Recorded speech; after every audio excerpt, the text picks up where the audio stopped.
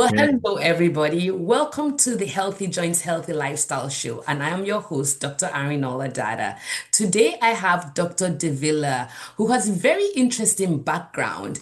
Is a biomedical, has a biomedical and engineering background, and he loves bringing systems thinking into how he orients a mindset to patient care.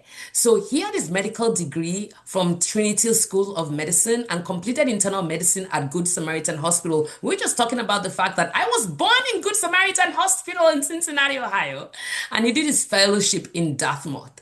What we are going to do today is I am going to let him introduce himself because he is a genius.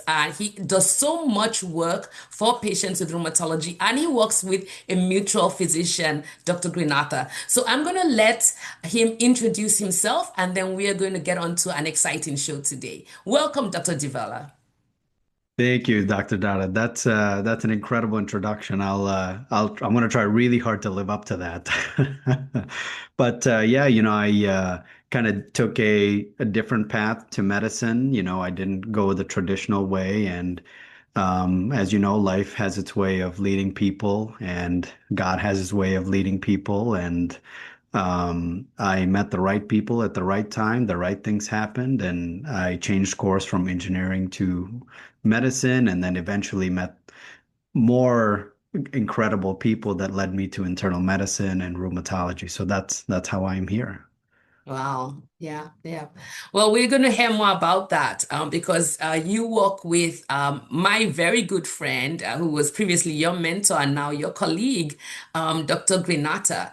And so I know that you work with her with Rheumatologist On Call. Can you Mhm. tell us a little bit about more about that? Because really unique and she's just a trailblazer. Well, you both are trailblazers. Tell us about that. Yeah, I really have to give all the credit to Dr. Granita. She's the trailblazer and I'm following in the trail, you know. Um, so Rheumatologist on Call is a new way to deliver care to our patients. It's a direct care practice. And what that really means is we don't deal with insurances, we deal with patients directly. So the patients will be seeing us. We don't bill insurance at all, but they can use their insurance for labs, imaging, pretty much everything else. And um, what this allows us to do is kind of streamline the care and have, less gaps in their care. And we deal with the patient directly, and insurance doesn't really dictate how often we can see them or how much time we can spend with them. So it's a model that started in primary care and kind of just taken off. And it's in a really in a hyper growth phase, this direct care. Um, as we speak, there are two direct care practices that are going up in my town in Duluth, Minnesota. So it's just a different way to practice medicine but really in many ways, it's old school medicine where you see your doctor, you pay your doctor, and that was the end of it. No one else was involved. But yeah, so that's how that's kind of how we practice medicine, and we'll definitely go into more detail about different components of it. Yeah. So, this brings us back to a question about, why did you pick rheumatology? Because you were already pretty seasoned, scientist and engineer. And so tell me a little bit more about, what made you pick rheumatology? Because you had your pick of subspecialties. Yeah, I had a hard time in residency, like figuring out where I belong. And to tell you the truth, I loved everything. Like I loved cardiology, I loved the ICU, I loved Mm. obstetrics. Um, I just loved it all. And that was the hardest part for me is like, how can I choose something that, that I can have to restrict myself to. And, as you know, as medical students and even going through residency, we don't get a lot of exposure to rheumatology. And, which is, I think that's where medical education falls short a little bit. We have great opportunity to rotate with gastroenterology, ICU, cardiology, but rheumatology is not really part of the curriculum in most places, you know.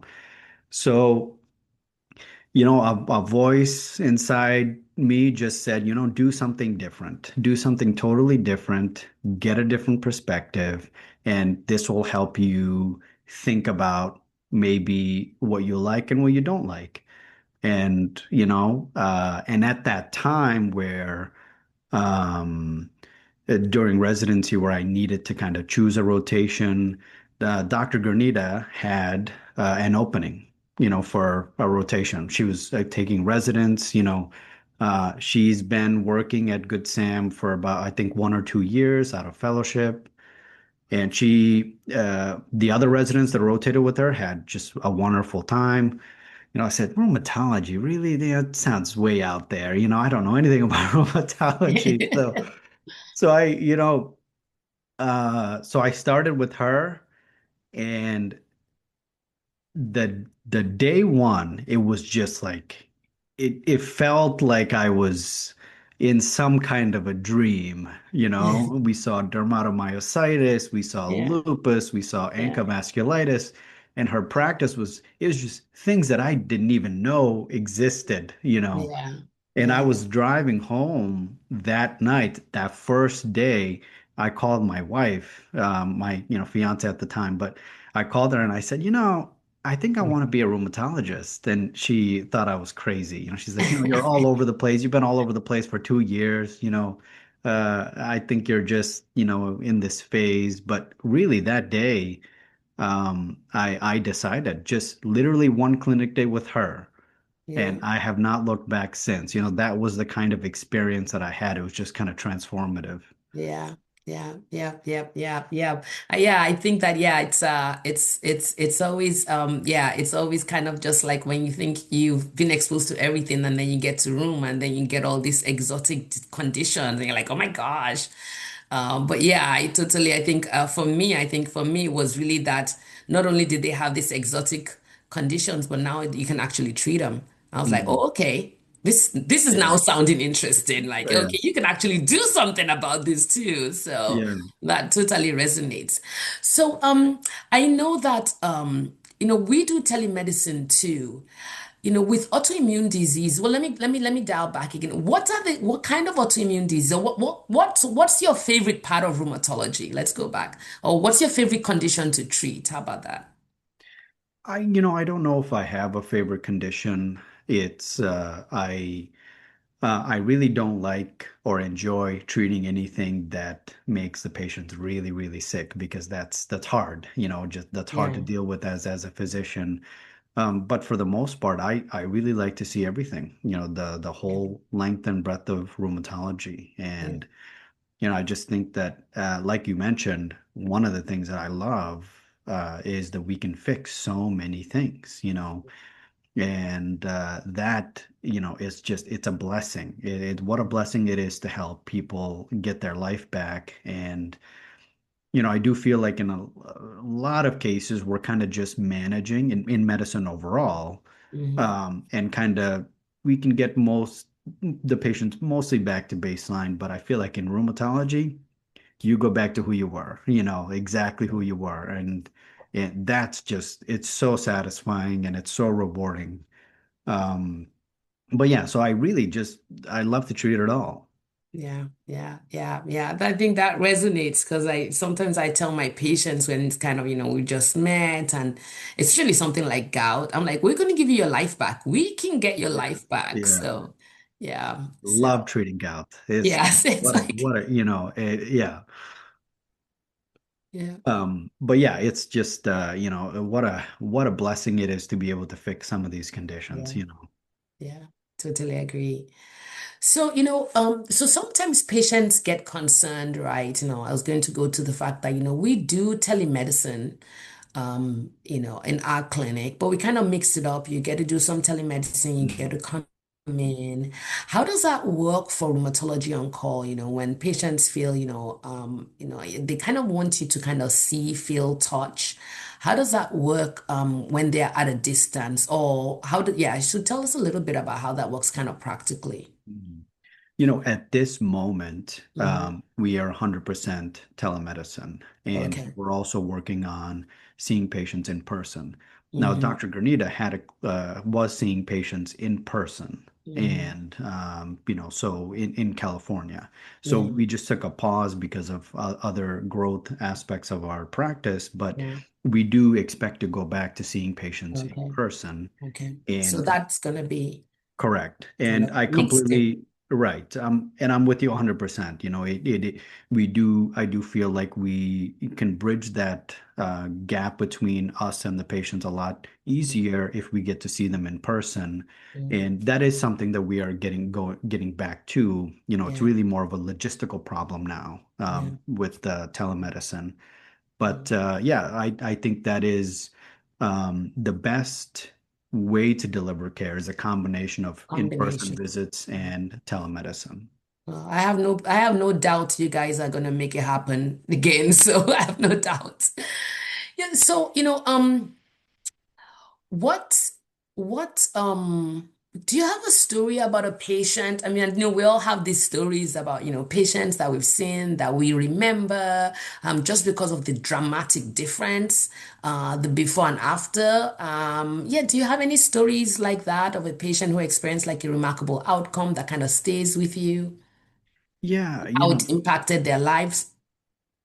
what I see happening in our world a lot, as you know, there's a lot of gray area in rheumatology, and um, a lot of the areas where I feel like I make a big difference are the seronegative cases.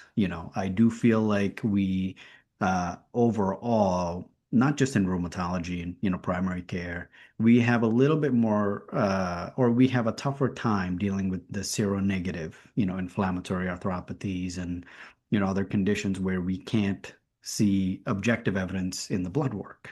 So. I feel like the majority of the folks where I make a huge impact in are folks that don't have the textbook cases of Interesting. inflammatory arthropathies. And Yeah. what we do is, I usually go with advanced imaging and try to dig a little bit deeper. Yeah. And um, I always end up finding something, some form of synovitis, and Yeah. we get them on the right treatment and they do a complete 180, So that's where, I have a lot of those patients where they come to us kind of bounced around, and we kind of just go above and beyond, for the workup, and Yeah. eventually we end up finding something and they make a dramatic recovery. It's I a lot of it is also the a system problem. I think we're forced to just churn through patients. And I think that even as rheumatologists, we spend more time with patients than most physicians. But even in our case, I think in some areas we're forced to kind of go through folks very quickly. And I think it's hard to make an accurate assessment when you're forced to just jump very quickly. Mm. Yeah. Or it means multiple visits for the patient, which is not in the patient's best interest too. To until you can kind of, needle it down, especially in Mhm. these cases, like you said, are seronegative. But that's interesting. And that's true. A lot of these patients have been through different physicians, and because their labs are negative and they're not quite meeting the textbook definition, they don't really get I think even having a diagnosis is something, right? Then at least they know, okay, this is not just in my head, this is actually Mhm. happening. And I tell them, I'm like, well, you can't make your wrist swell, right? So Mhm. you can't change the color of your fingers, Yes, right. So yeah, if you're short of breath, that's our job to investigate. So Mhm. thank you for that, because that's actually one of the more difficult, the easy one, somebody comes in, you shake their hands and you know the diagnosis. The more complicated ones are when those negative Mhm. serologies come and the symptoms are not quite matching up to kind of the typical presentation. So, question for you. If you had a superpower, what would it be and why? If I had to pick one superpower, And, this is something that I've thought about before, way before you asked me this question. It would be to the ability to speak every language in the world. Hmm. And, I love traveling. I love just going to different places. And what an amazing thing it would be to be able to communicate with anybody, anywhere in the world. You know, I love, talking to people and hearing their stories. And, I think that is just, you can also, honor a lot of patients or a lot of people by saying that, hey, you can talk to me in your tongue and and you can tell me everything. So that would be my superpower, right? It's be able to speak any language in the world, even the ancient languages. I want to speak the ancient Isn't language. that something? It's like you've done a lot of thinking about this, like even the you ancients. know so Oh, like even the languages that are not spoken anymore, so I can just go to a cave painting and interpret it. yeah. And yeah, so I just I'm like a history nerd, so I um but I think that would be my superpower, to be able to communicate with anyone at any Yeah. time in the world. Yeah, and it's so disarming too, though, right? If somebody comes to you and can speak, if you're multilingual and can speak your language, I think it's like, oh wow, okay, then it's Yeah, a yeah, yeah. it's such a huge comfort, Mhm. and I speak Telugu. I grew up in India, Yeah, and when I have, it's rare that I have an Indian patient that speaks this language, because they have to be from the same region. And yeah. when I, speak to them in Telugu, I could just see the weight come off, Yes. Yeah. and so it's just, I think it would be a wonderful thing, wonderful superpower to have. I agree. I had not thought about that. I never heard that response either. So yeah, that is really, yeah, that's heartwarming actually. Yeah.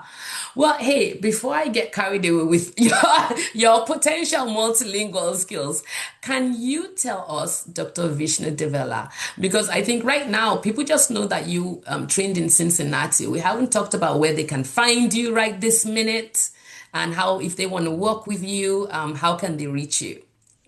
If they type in rheumatologist on call in Google, we're usually the first ones that pop up. Okay. And they will see my name, they will see Dr. Granita's name. We're really easy to find. And yeah, and we make ourselves visible too. And, they can certainly reach out to us. A lot of folks reach out to us with questions and everything, and we're very easy to find.